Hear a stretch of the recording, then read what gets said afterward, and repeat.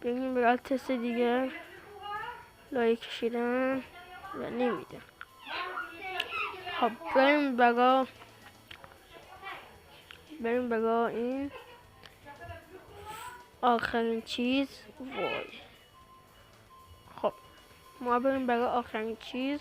تا برسم اونجا شما لایک و سابسکرایب رو بزنید که برسیم.